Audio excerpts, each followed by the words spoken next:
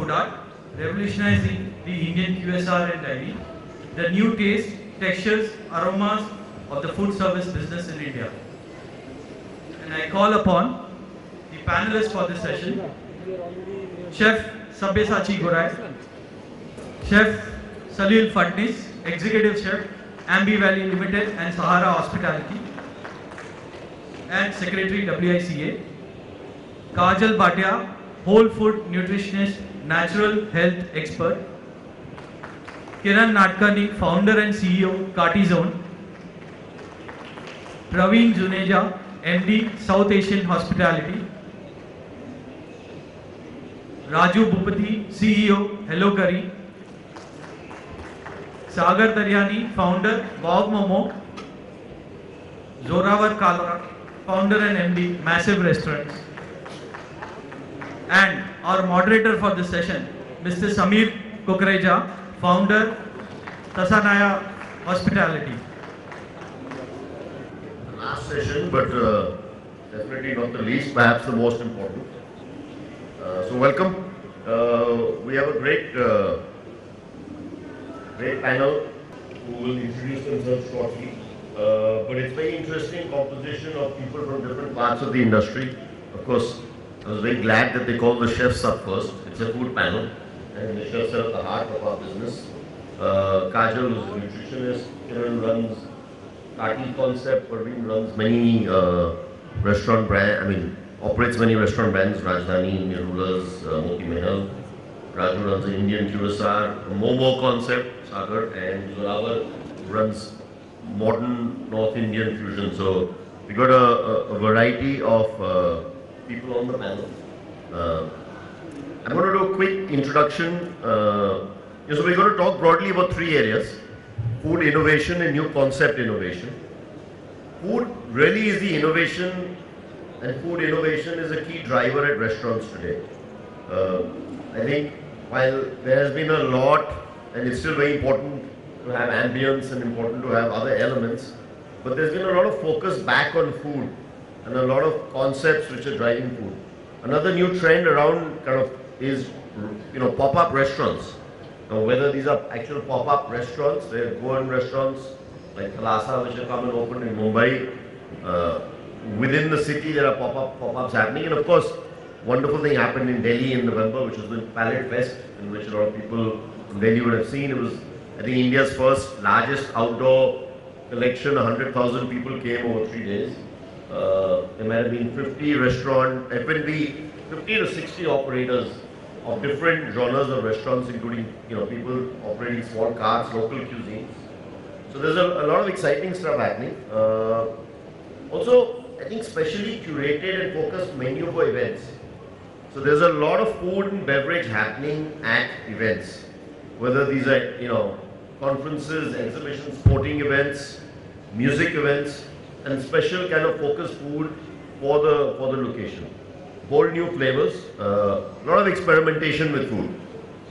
New concepts driven purely by kind of food innovation. So if you look at a concept which I refer to has been around for a couple of years, Indian accent. There's absolutely nothing fancy about Indian accent. It's in quite an obscure location in Delhi. However, it is both success has been about the fact that it has got very interesting fusion food and many other concepts. So I think it's a lot about the food today. And then a lot of new niche segments, both food and beverage led. This includes, in the beverage segment, for instance, beer as a segment has opened up with the beer cafe and the pint room. In the last 3 years, there are other kind of pub, bar, lounge segments which have opened up, and many new interesting food segments. And what are the food-led trends? Some of the trends that we will discuss is customization. The whole focus on fresh and unique ingredients. People are trying to get different ingredients. Sourcing of ingredients is a big part. Tasting portions, very important. A lot of restaurants have tasting portion menus. Focused really on small portions is also part of the health. I think breakfast is a growing day part. Late night is also a growing day part, besides the regular day parts.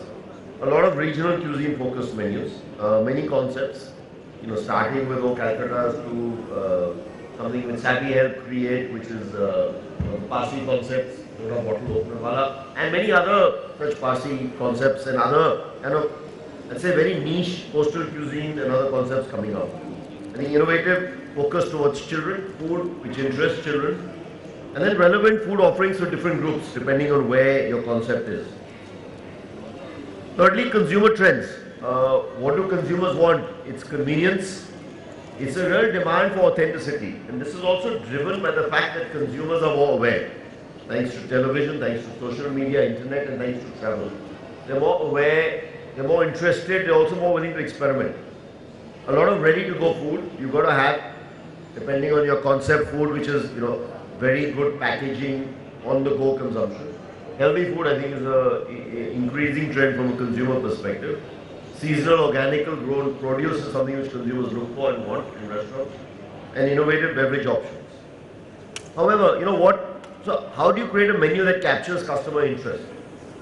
One is know who your consumer is. You've got to understand the demographics. You've got to understand the consumer psychographics in their behavior. What is driving their consumption pattern? What truly does your consumer want? Research them, study them. Also, depending on whatever segment you're getting into, who is your competition, and really understanding what is your competition doing. So that if you know what your competition set does, you can do something different from them. Today there's a culinary brand identity. A restaurant, besides its own identity, really has to have a culinary and a food identity of its own. So you've got to create and maintain a culinary brand and a culinary niche for yourself. Very important to do, look at menu structuring layout. Use daily menu, daily specials for freshness, for keeping different things for frequent customers. Maintain quality and consistency, and how you position your menu is very important. Then of course everyone is in business for returns, for profitability, and menu engineering is a great tool to deliver a higher gross margin for your business. Dynamic pricing, whether it's flexible or multiple pricing by city or by location type. There are people who do weekend pricing. Review the menu mix regularly, make changes. Don't get emotionally attached to anything on the menu. Something is not working, you've got to get rid of it. SKA utilization, multiple utilization of the same ingredients helps with the supply chain and the back end. And of course, optimizing gross margins, a lot which can be done when you're working on food. We will end with a Q&A session. Quick couple of slides. I run a consulting company called Tasanaya. We work in different areas, work with PEVC funds. We also work with brands in expansion and brands who are entering India. We work with technology solution providers. We're running over 20 projects across different segments of the industry, from QSR and casual. One thing we specialize in is also helping create new F&B concepts.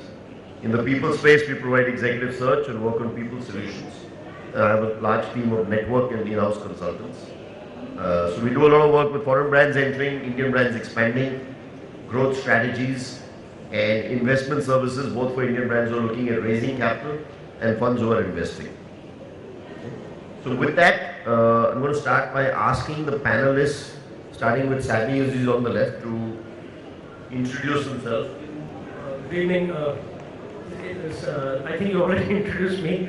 My name is Sabyasachi. Everybody calls me Sabi, and I've been cooking for over 20 odd years and been doing some concepts. I'm happy to hear that they're interesting, as somebody pointed out, and some of them has caught his attention. So, is there anything specific that would you like me to talk about the concepts to start the discussion, or? So I kind of been associated with the slightly high-end chain called Olive Barn Kitchen for the longest time, for about 14 odd years, and then branched into doing Japanese, Asian, club, all sorts of things. Last 3 years, we've completely moved out, and I've done more mass concepts. So the first concept that somebody already mentioned is soda bottle. Last year, I've been associated with 2 different very interesting concepts which are drink-based. One is beer cafe, and another one is wine company. Both are probably the most emerging concepts, because today the youth is probably drinking more than they are eating, and I think that's why there is a large consumption of beer, fresh beer beverages, fresh beer, wines, and things like that. Of course, there's also a huge trend of healthy drinks, healthy juices, and all of that is also coming up. The current year I'm working on a concept which is a QSR, where I'm trying to develop waffles. And when we think of waffles, we think of sweet, we think of sugar, we think of ice cream, but I'm trying to do savory waffles with malted barley, which is because constantly coming back from what Sami mentioned, that we are looking at slim menus today, we are looking at healthy menus today, we want to try everything, we are very well traveled, we are very well aware of how many calories I'm consuming and stuff like that. We want to eat healthy. So whatever I'm doing, I'm trying to keep that in mind. Indigenous food definitely is on the rise. So when I'm doing waffle, I'm also looking at toppings that could be Indian or Indian in nature or Indian in taste. There was a time in hotels we used to say, oh, you've Indianized the food. Now I'm saying if a McDonald's or a Burger King can do it, why not we do it ourselves before somebody else does it for us? So that's primarily the summary. Good evening, my name is Salil Fadnas and I'm the executive chef at Hotel Sara Star and also look after Abbey Valley. As far as food and food philosophy goes, that I believe that to keep food simple, though there are a lot of new things that are happening today, a lot of different things, people are trying to create food, but what the basic philosophy is that stick to the basics, just move out a little bit from there, create something new but not totally new, and that's what people are looking for. The basic will always remain basic, people will come back for it. So ladies and gentlemen, this is Raju Bhupati, founder and CEO of Hello Curry. Just a little background about myself. I started off my career as an IT executive. In the IT industry, I served about 15 years. And then had been inspired by food trends and then had taken a plunge. It's a very, very hard plunge into the food industry, and then I quit my job and then taken the reins of the food industry. Started off Hello Curry with a concept. I asked some questions from some people so that you understand exactly. Also, it's very, very related to the QSR that's emerging in the right now. Wherever you are talking about the food, everybody talks about the QSR, quick service restaurants, or quick service. So I asked some basic questions. This gentleman, if you want to order pizza, where do you want to order? Generally, what is your choice? Yeah. And then about the similar thing, if I ask the same comment about you, where do you order pizza from? Domino's. So within a split of a second, we started asking questions, the same question, about approximately 400 to 500 people. The interesting learning is, within a split of a second, people say Domino's. And the same question is asked, where do you order Indian food from? Same question asked. Tell me what's your choice? Normal, regular Indian food. Where do you order from? Yes. And same question is asked for the 400 people. Every person has a different answer. And then everybody took almost like 20 seconds or 1 minute. They are splitting their hair and they are looking at their wife. They said, oh, where do you order from? So there were different tangents that are coming in. So which means there is a tremendous gap in terms of being an Indian food served in a more reliable delivery format like Domino's, which is not existing in India. So I think that's what we have taken inspirations. As a Hello Curry, we started off as a pure delivery-centric organization, committed 30 minutes delivery, and also over the counter. How many Indian restaurants serve food, freshly cooked food, within 3 minutes, just like KFC and McDonald's? So I think that's where we also were experimenting in terms of how to serve freshly cooked Indian food within 3 minutes over the counter. I think these are the two main concepts that we have started off Hello Curry. We started off as a national chain, want to go global. That's about a brief background. Hello everyone, I'm Kajal Bhatia. I'm so glad that right from Sabi to Chef Sabi, Chef Salil and Raju all have spoken about health. So I feel already in good company. I run a health center in Mumbai, and basically the reason I'm here is to share and also to educate people that nutrition and health today is more than protein, fats and carbohydrate. Okay, and that is changing quickly, not only internationally but in India, in Mumbai very visibly.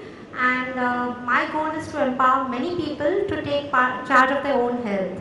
As a result, so that they can take charge of their own health. I also help and support people from the food industry and chefs, food products. I consult and I try to bring in better integration so that what people eat at home is also available outside. That's my goal. Yeah. Thank you. So Robert. Good evening, guys. It's good to be here, part of this wonderful panel. Sabi's laughing. I really enjoy his company. So, it's interesting that Samir made me sit next to this lady here because I'm probably responsible for making the nation fat. And because I sell a lot of dal makhani and butter chicken. That's what my business is. I'm the founder and MD of massive restaurants. We sell predominantly Indian food. And we do it across multiple formats. 3 of them are made in Punjab, which serves authentic, robust, unapologetic Punjabi food. Second one is Masala Library, which is here in Bombay, which is a premium molecular gastronomy pan-Indian restaurant, not North Indian. And the third is a new one we just opened in Delhi, which is a youth-based Indian restaurant concept called Farzi Cafe, which is a modern Indian bistro aimed at making Indian food become cool again. Because he raised a very valid question. People don't know which restaurant to order from. You ask 500 people, they'll give you 500 different answers about Indian restaurants that they'd rather order in from. Same thing about Indian food. You ask any of the ladies, and most of your clients, I'm sure, will probably say that Indian food is not the place to go if you want to look after your waistline. So we want to change that. Farzi Cafe and Masala Library give you options where you can have a very healthy meal at low calories as well. But if you go to Punjab Grill, then, sorry, not Punjab Grill, I used to own that too, but if you go to Made in Punjab, then you should wear the fat pants, the elastic ones, which will probably, you might need. So, I think the topic here is very interesting about how new trends can come in and what new trends will be perhaps there in the coming years. And I'm going to latch on to one which you talked about of modern cuisine, modern food and presentation. So, I've been a big crusader for Indian food, and I really want to put Indian food on the global palette permanently. And one of the ways that I feel we can do that is by making it look good. Problem is we're still serving dal in katoris with a swirl of cream on top, and it's not going to work anymore. You've got to bring the food away from the 1980s into the 2020s. You've got to make it look good, because when you eat food, you predominantly eat it with your eyes and then with your mouth. So to engage your sense of sight a little bit more, my company is focusing a lot on presentation and modern techniques such as molecular, and I think that's going to be one of the key mega trends for the next few years. Ravi? Hi everybody, I'm Ravi Jadeja. We run a hospitality company called South Asian Hospitality. We are in the food business from the last 13, 14 years, and as Robert said rightly, that the things has changed in the last 15, 20 years. Now people look for presentation, good quality, but the food is the main focus sector, and it will remain the focus sector. We run a lot of restaurants all over the country, and mainly we are in the Indian, Chinese, Malay, as well as in South Indian business, beside cafe. But for every food business, for every cuisine we're talking about, the focus is the quality of the food. The quality of the food with a good presentation is going to be the key factor. In the last 12 years, the things have changed quite dramatically. Earlier, people just used to go to the restaurant because they want to eat. Now people want to go to the restaurant to enjoy new cuisine, new format, new style, new flavor, but the same food. So the quality of the food and the focus on the presentation remain the main key factor. So our company is also working on that. We are opening on new formats, new franchisees, and chefs are going to the main key. A lot of chefs are sitting here, very happy to see they're doing a lot of concept themselves.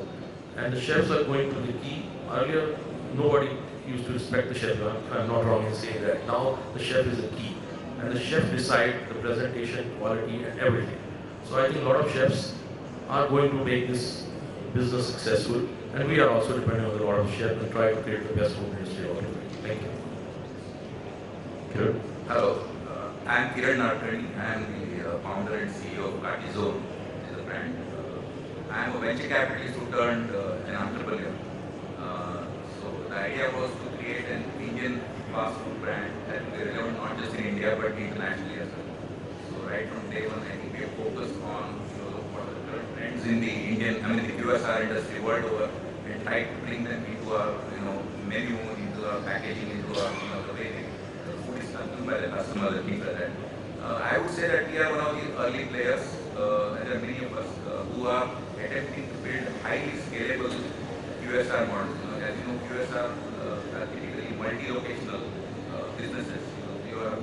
thousands of stores, which are serviced by a very robust back-end supply chain. And I think all of us are in the early stages of building, highly scalable business models. And of course, we are facing very dynamic situations in terms of the changes in the customer behaviors and things like that. So it's a very interesting ride at this point of time.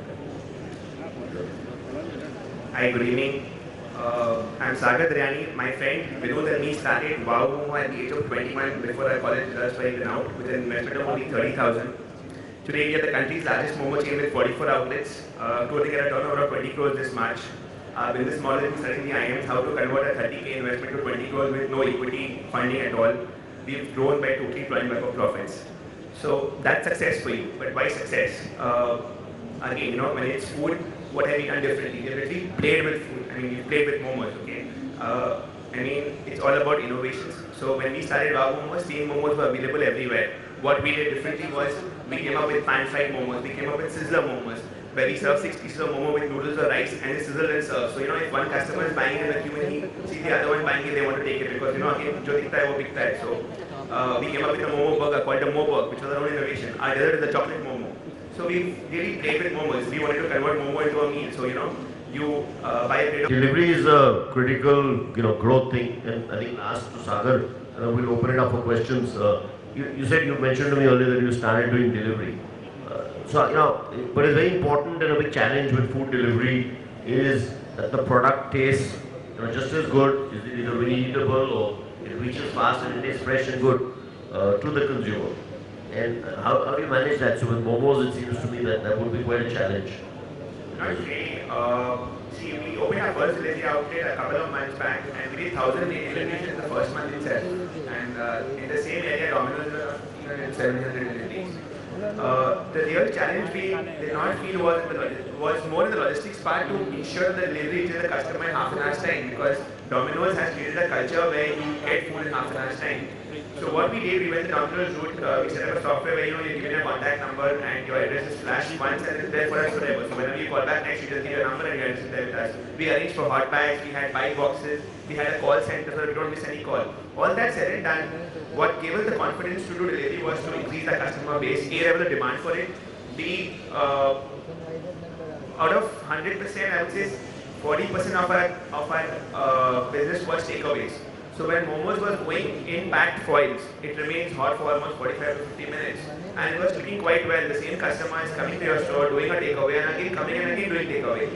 So that it's a proven fact that for a period of 1 hour the momo remains almost hot or close to hot. So keeping the food warm wasn't really a challenge.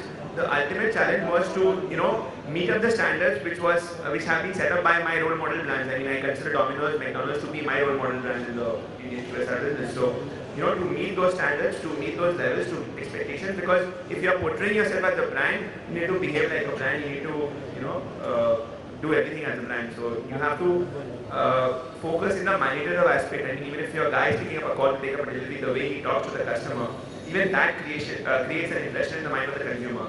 So the food business is all about creating that impression in the mind of the consumer, because food is very close to your heart and your mind. So whatever you do, it has to create that impression. Okay, good note to end the discussion. But we're happy to take questions. Please raise your hand, Mike, and address it to any specific member if you like. Introduce yourself. Yeah, 1 second. They're just getting the mics. You put the lights on also? Yeah. At the back. Audio. I just come to you. Yeah. Good evening, I am Kumar from Amira Foods. Actually, we have recently launched the organic range, and I am in the organic industry for last 2 decades. I am the member of Uttarakhand Organic Board also. What I see that people talk a lot about organic food, healthy food, natural food on platforms like this, but when it comes to sales, we feel that there is no demand. And when we ask people like you, they say that availability is not there. I myself see 8,000 tons of millets, 8,000 tons of millets lying idle in Uttarakhand.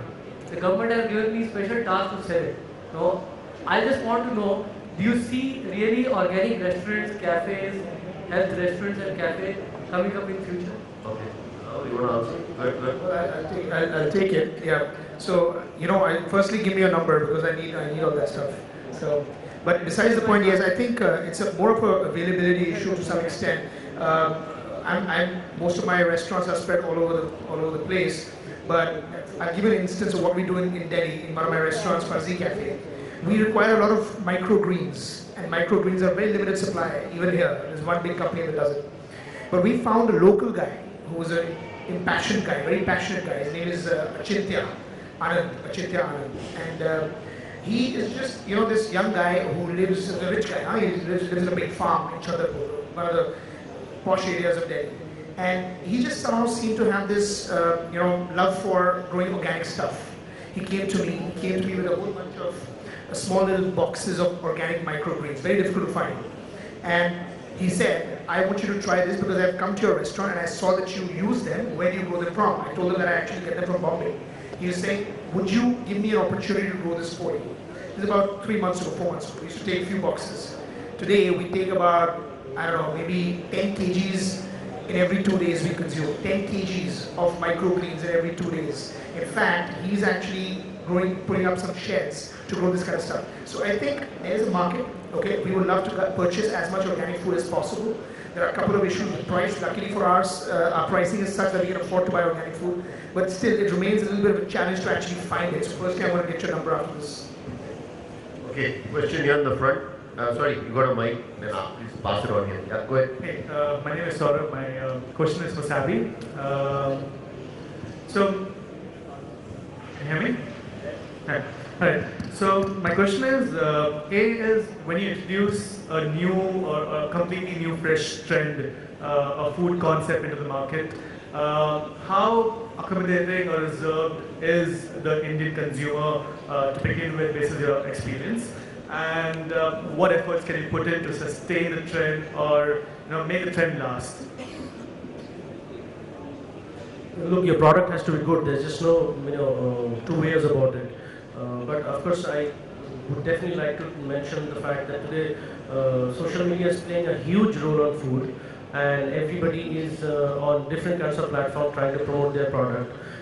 If the food looks good, you will have everybody doing their pictures and selfies and stuff like that. So that also gives you a lot of that effect of trending on social media. People tweeting about your food and stuff like that. So of course the eye appeal is very important, whatever you're doing, which is packaging of eye appeal, or the portion size, or small portion size, or like in Zoravar's case, the interesting fun activity that goes around packaging or the presentation. Yes, having said that, any trend that you put out, the trend has to be well researched. I think today the few places that are doing well and 99 that are not doing well, the difference is somebody has done the homework, somebody has researched it really well, and somebody has put those factors together, which makes it a sustainable product. Again, I heard Zoravar mentioning it, that it's trending for a while, it's very cool, it's very new, very novel, but somebody will copy it, somebody will come up with something similar, or somebody will do something better. So how do you become long-term and how do you become sustainable? I think you have to keep reinventing yourself,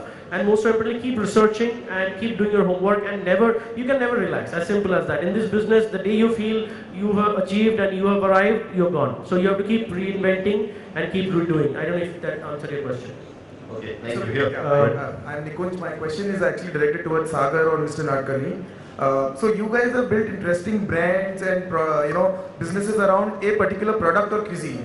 And while that might get you the initial set of customers and keep them coming back, today as a consumer I see a lot of fusion happening. For example, McDonald's was known for burgers. Actually, I like their aloo wraps, their pizza mukbangs. So with Indian food guys trying to jazz it up, and with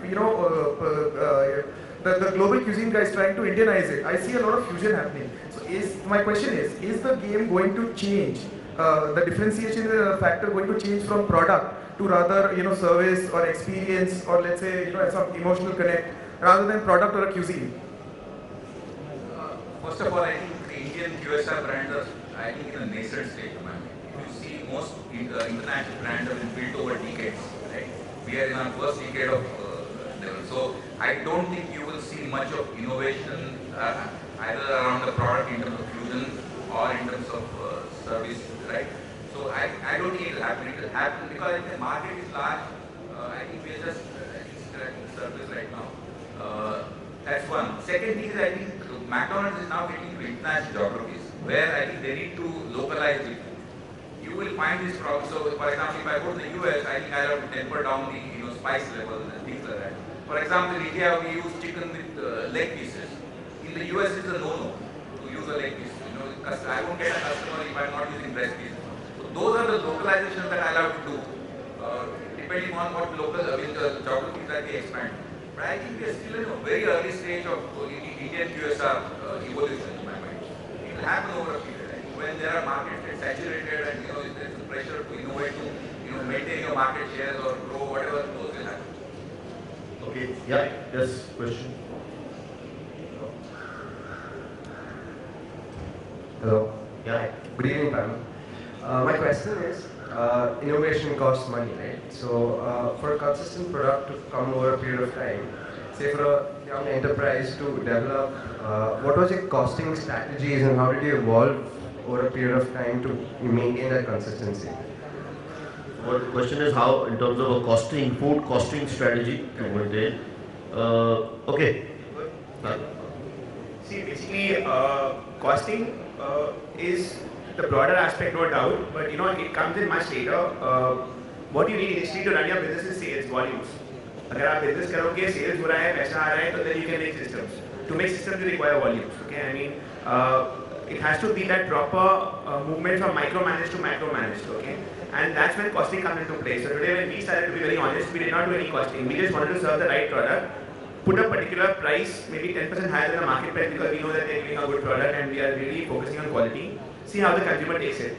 Once the consumer starts taking it and he starts liking your product, okay. So when we started selling momos, chicken momos were like proper chicken momos. It wasn't onion momos. Everywhere else in Calcutta, you would get chicken momos full of onion and hardly any chicken. So when the consumer has your product, he knows he's getting value for money, he will not mind paying extra. And the Indian mindset is changing. Like in the morning session, it was all about Indians no more. Very much adaptive towards paying more to get better stuff and better services. So I think costing comes in much later. Once your product and your taste is right, you get if you're in a particular cuisine, okay, and you are say 10-15% even higher in pricing for that particular cuisine, which is the normal standard rate. And if you start selling, you get volumes. Costing and all will come into play. Once you have volumes, you appoint a purchase manager, you have economies of scale. So you ultimately, in our industry, the standard rate for QSR is anything around 30 to 35% should be a food cost. That's how we look at it, So you bring it to that levels, everyone is in that level, so you bring it to those levels. So when you start, it might be a 42%, it might be a 50%. If you start calculating on day one, you won't be able to do your business because you'll be more worried about costing and not about the product quality and sales. So initially, for the first 2 years, you just need to focus on sales, sales and sales. Once you get those sales, automatically things start falling in place. Okay. Well, thank you. I think time's up. Thank you everyone for your time and contribution. Thanks to the audience for your active participation.